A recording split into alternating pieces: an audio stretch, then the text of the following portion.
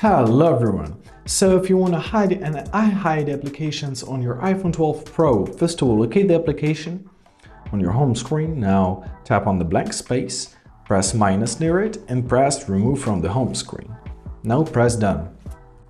Now to confirm your removal, open it up in settings, go to search for your application. In my case it's YouTube, press search and make sure that this thing is turned off.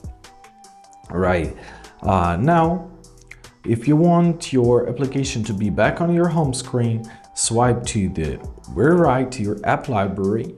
Here you can find it in creativity, or you can simply search for it, so drag it, simply hold it and drag it once again to your home screen, and that's how you turn it back. And basically that's it. I hope this video was helpful. Thank you so much for watching and have a great day.